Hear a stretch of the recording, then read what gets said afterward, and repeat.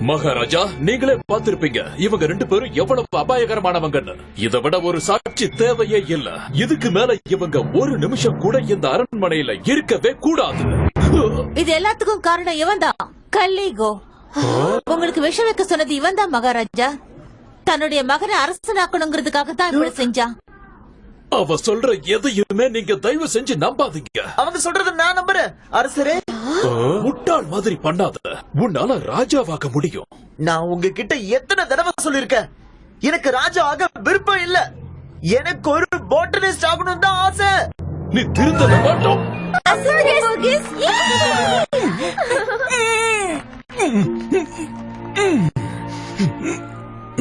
அந்த முத்துக்கள் அது நீ பிறந்ததுல இருந்து பண்ணிட்டு இருக்கியா? அப்படிதான் நினைக்கிறேன். ஏன் உங்ககிட்டதான் இந்த அபூர்வமான சக்தி இருக்கு, அதாவது பால் மேஜிக்.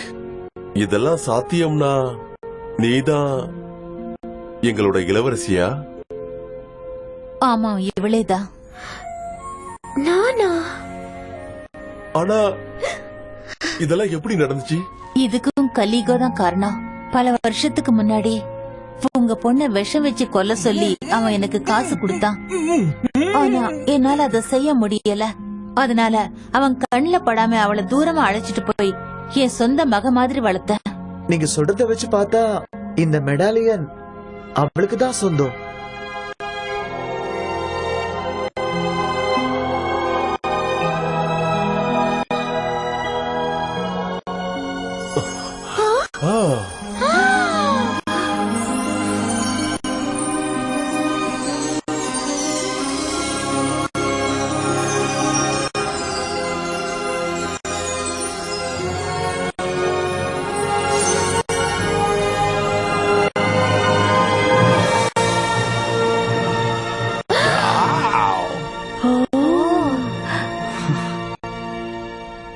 மகாராஜா, தயவு செஞ்சு என்ன மன்னிச்சிடுங்க. உங்ககிட்ட இருந்து பிரிச்சு இத்தனை வருஷம் நான் அவளை வளர்த்தேன். நான் அவளை பாதுகாக்கிறதா தான் நினைச்சேன்.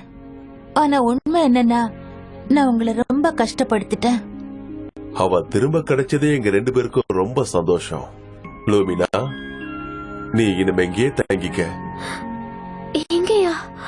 அப்படின்னா நான் அரண்மனையில இருக்கலாம். ஆனா சிலாண்டியும் கூறாவும் என் கூடவே இருக்கணும். இல்ல வேண்டாம், அதெல்லாம் சரி வராது. அதுல எந்த தப்பும் இல்ல. இனி நீங்களும் எங்க குடும்பத்துல ஒருத்தர் தான்.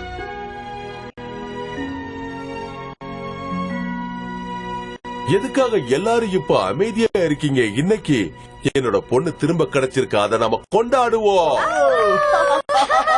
இசைய வாசிக்க ஆரம்பிங்க.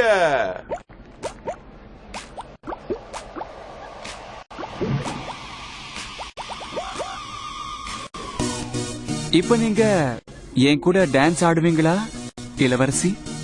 நிச்சயமா ஆடலாம்.